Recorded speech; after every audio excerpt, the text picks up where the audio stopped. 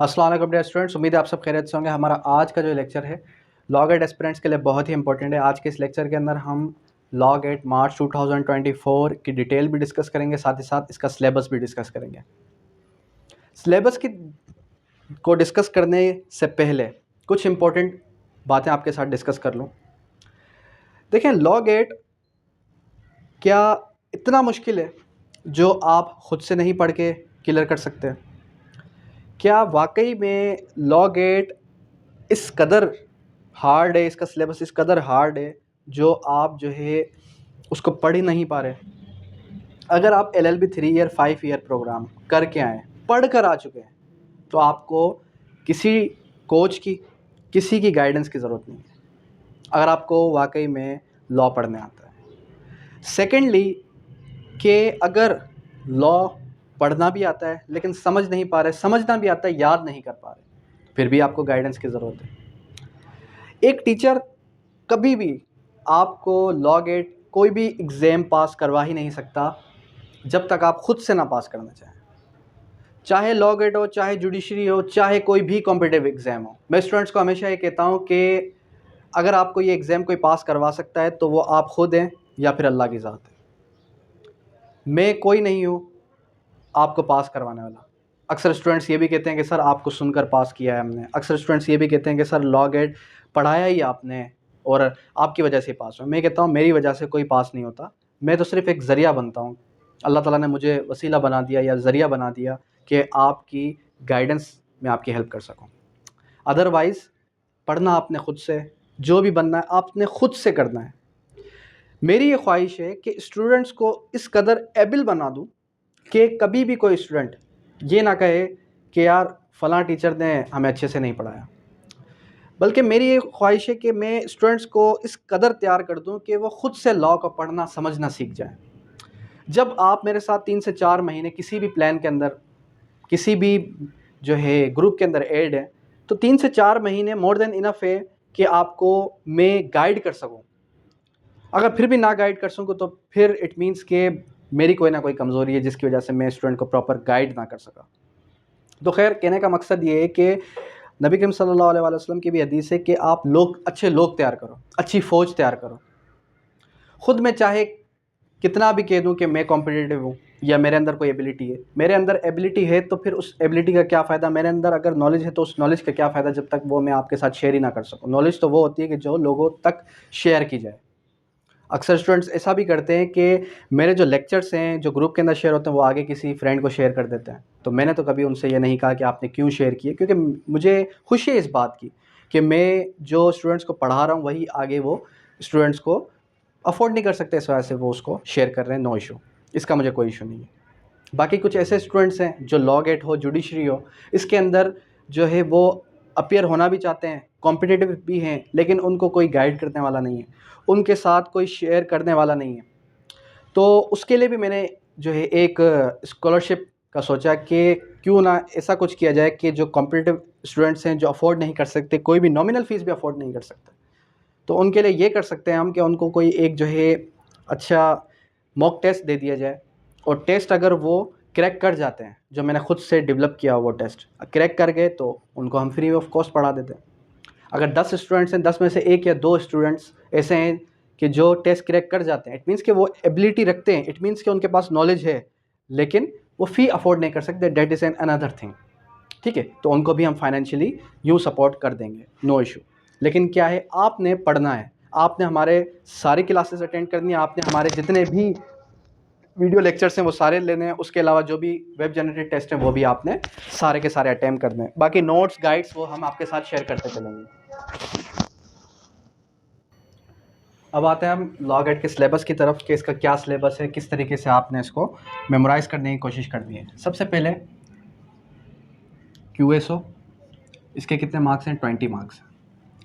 फिर आ जाता है आपका CPC, इसके भी कितने मार्क्स हैं? इसके भी 20 मार्क्स हैं। CPC का जो पोर्शन है वो अगर हम देखें तो आपका सेक्शन पोर्शन भी है और ऑर्डर पोर्शन भी है। ठीक है, सेक्शंस के अंदर आपके कौन से हैं, ऑर्डर्स के अंदर आपके कौन कौन से हैं।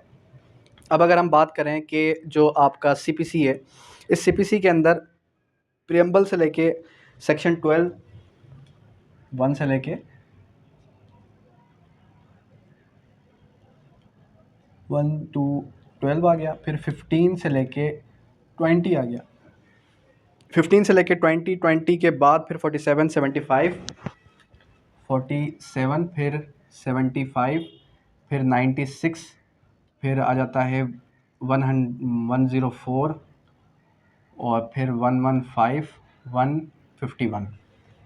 ऑर्डर्स के अंदर ऑर्डर 1 है, 6 to 9 है, मतलब 6, 7, 8, 9 ये सारे ऑर्डर्स हैं, ठीक है। फिर आ जाता है ऑर्डर 39, फिर आ जाता है ऑर्डर 41, फिर आ जाता है ऑर्डर 43, ऐसे ही है। फिर क्या आ जाता है आपका लीगल एथिक्स। लीगल एथिक्स के अंदर आपका कौन कौन सा पोर्शन है? लीगल एथिक्स के अंदर आपके 4 ड्यूटीज़ हैं। Duties towards client, duties towards advocate, duties toward court, duties towards public, इस तरीके कार से आपके 4 चैप्टर्स हैं। बहुत ही ईजी है, 10 मार्क्स हैं इसके। कितने मार्क्स हैं? 10 मार्क्स हैं। इसके भी कितने मार्क्स हैं? 20 मार्क्स हैं। अब लीगल एथिक्स के अंदर रूल्स हैं। क्या है? रूल्स हैं। इसके अंदर क्या है? इसके अंदर सेक्शंस हैं, ठीक है। सेक्शंस के अलावा आपके ऑर्डर्स हैं। इसके अंदर क्या था? इसके अंदर आपके आर्टिकल्स थे।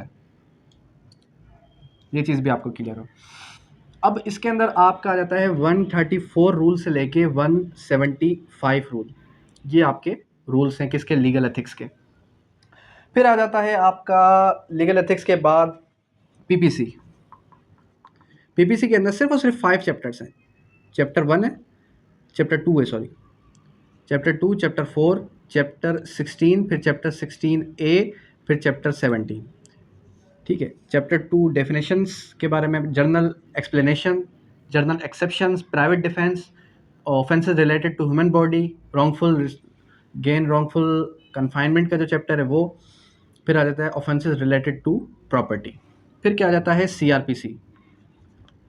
इसके कितने मार्क्स थे? इसके भी बेटे 10 मार्क्स हैं। सीआरपीसी के कितने? इसके भी 10 है, लेकिन इसके चैप्टर्स ज़्यादा हैं।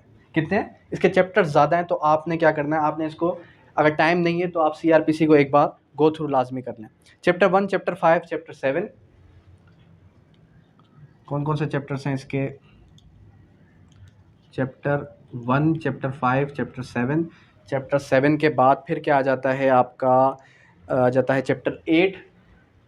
चैप्टर 8 के बाद आ जाएगा चैप्टर 10, चैप्टर 11, चैप्टर 11 के बाद 14, 16, 14, 16 के बाद 17, 17 के बाद आपका 39, 31 और 39। अब इन चैप्टर्स के अंदर कौन कौन से चैप्टर्स हैं? सबसे पहले डेफिनेशंस का, फिर अरेस्ट, एस्केप एंड रीटेकिंग का, फिर आ जाता है आपका कंपेल्ड प्रोडक्शन ऑफ डॉक्यूमेंट्स का 94 से ऑनवर्ड जो था।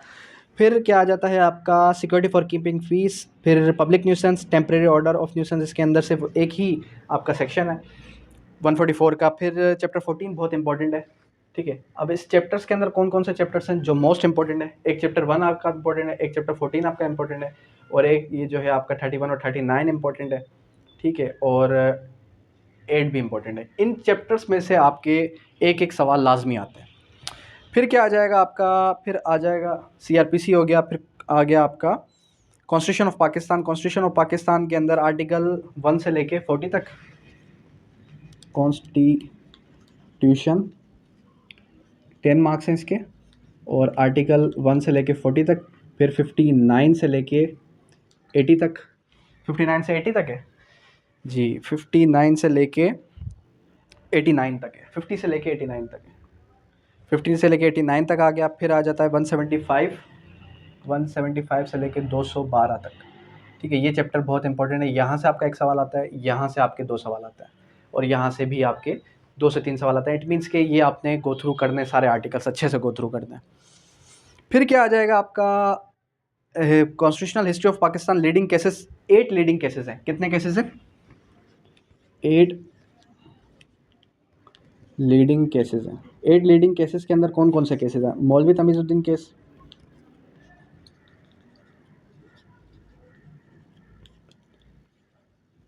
ठीक है। फिर सेकंड आ जाता है आपका मौलवी तमीज़ुद्दीन के बाद state versus 200 case,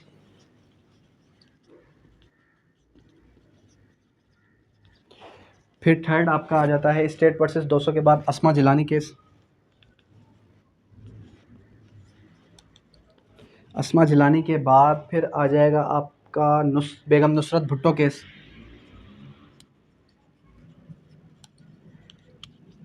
Nusrat Bhutto के बाद फिर क्या आ जाएगा आपका मोहम्मद नवाज शरीफ केस,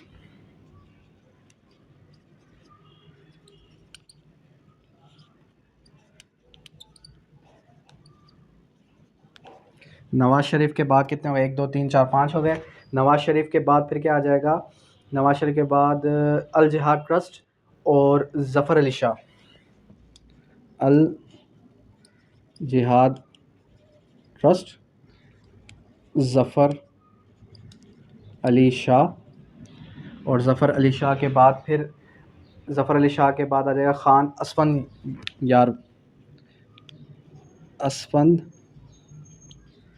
यार केस। ये आपके कितने 8 लीडिंग केसेस हो गए, ठीक है, 8 लीडिंग केसेस हो गए आपके। अब आ जाएगा क्या आपका, अब कौन सा पोर्शन स्टार्ट होगा, अब होगा ज्यूरिस्प्रूडेंस का।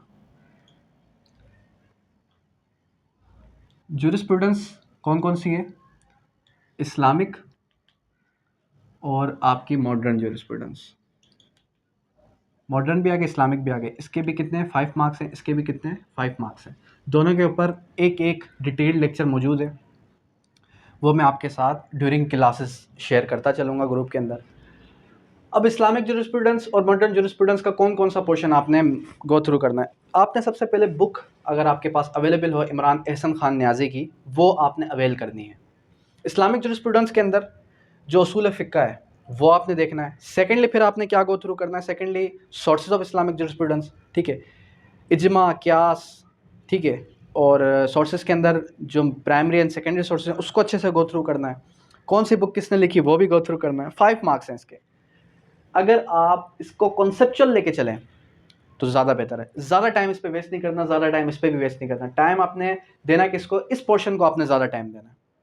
जितना ज़्यादा टाइम आप इस पोर्शन को देंगे उतने ज़्यादा चांसेस हैं कि आप जो है लॉ गेट क्रैक कर जाएं। कभी भी ये सोच के मत जाएं कि आपने सिर्फ और सिर्फ 50 मार्क्स से ऑब्टेन करने, पास होना है बस। मैंने आपने 90 प्लस ऑब्टेन करने का सोचना है। अगर आप 90 प्लस ऑब्टेन करने का सोचेंगे तभी आप जो है लॉ गेट क्रैक कर पाएंगे, ठीक है। प्रीवियसली जब हमारा टाइम था, मैंने जब लॉ गेट दिया तो मैंने ये सोचा था मैंने 90 से अबव ऑब्टेन करना है, और मैंने सिर्फ और सिर्फ 5 to 6 डेज प्रिपरेशन की और अल्हम्दुलिल्लाह अल्लाह का लाख लाख शुक्र है मेरे 89 मार्क्स आए। अगर मैं ये सोचता मैंने पास करना है बस, क्योंकि 50 वाला और 95 वाला दोनों इक्वल हैं, तो ये अगर मैं सोच के जाता तो डेफिनेटली मेरे जो है 40 प्लस आते, 50 प्लस भी नहीं आते। क्या कंसंट्रेशन, ये मोबाइल, सोशल मीडिया, ये सारी चीज़ें आपने साइड कर देनी है। आपने फोकस करना है किस पर, अपने गोल पर, लॉ गेट क्रैक करना है। क्योंकि लॉ गेट क्रैक करेंगे तभी तो आपका टाइम बचेगा, तभी तो आप जो है अपना एंटीमिशन प्रोसेस कंप्लीट कर सकेंगे। खैर, ज्यूरिस्प्रूडेंस हो गया। ज्यूरिस्प्रूडेंस के बाद फिर क्या आ जाएगा, ज्यूरिस्प्रूडेंस के बाद आ जाएगा आपका इंटरनेशनल लॉ।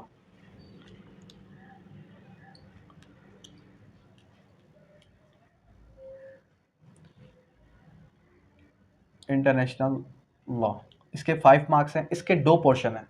कौन कौन से 2 पोर्शन हैं, एक आ जाता है आपका ICJ, United nation charter, ICJ international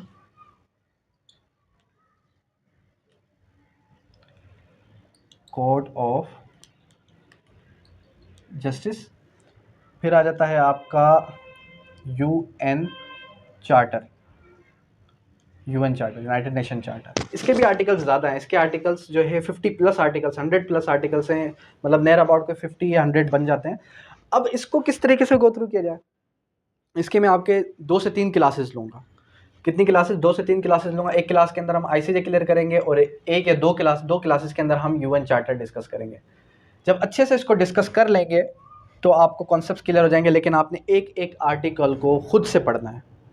जब तक आप खुद से नहीं पढ़ेंगे तब तक आप ये भूल जाएं लॉ गेट क्रैक होगा। खैर, टाइम किस पे, फोकस किस पे करना है, फोकस आपका होना चाहिए इस पोर्शन पर, ठीक है, फोकस इस पे नहीं होना चाहिए। बाकी जो हमारा कंटिन्यूस अभी रनिंग सेशन है, ये चल रहा है हमारा सिल्वर बैच, ठीक है। सिल्वर बैच के अंदर जो भी स्टूडेंट ऐड होना चाहे ऐड हो सकता है अपकमिंग 3 to 4 डेज़ के अंदर, ठीक है। उसके बाद हम ये बैच क्लोज कर देंगे और उसके बाद फिर हम जो नेक्स्ट सेशन स्टार्ट करेंगे वो 10 to 12 डेज़ का सेशन होगा, जिसके अंदर हम एक दिन के अंदर एक एक सब्जेक्ट कवर करने की कोशिश करेंगे। सही है। अब यहाँ तक किसी भी किस्म की कोई भी क्यूरी है, कोई भी क्वेश्चन है, अक्सर स्टूडेंट्स फिर वही बात कि सर सिलेबस रिवाइज हुआ है, सिलेबस चेंज तो नहीं हो गया। सिलेबस यही है जो मैंने अभी डिस्कस किया आपके साथ, यही सिलेबस है, यहीं से सवाल आने आपके, ठीक है। कहीं आउट ऑफ सिलेबस से सवाल नहीं आने। अगर आप ऑर्डर्स को, सेक्शंस को, आर्टिकल्स को अच्छे से गो थ्रू करते हैं, आप लॉ गेट क्रैक कर जाएंगे। अच्छा, लास्ट टाइम ये भी हुआ कि ऑर्डर जो 43 था, ऑर्डर 43 के अंदर जो अपीलेबल ऑर्डर्स हैं, उसके अंदर उसने पूछा कि as per order 43 rule W, फिर उसके बाद आगे उसने ये दिया कि ये फला ऑर्डर अपीलेबल है या नहीं है। इट मीन्स कि आप जब तक बुक्स को ओपन नहीं करेंगे तब तक आप लॉ गेट क्रैक नहीं कर सकते। आपने अच्छे से बुक्स को ओपन करना है, आपने अच्छे से उसको समझना है।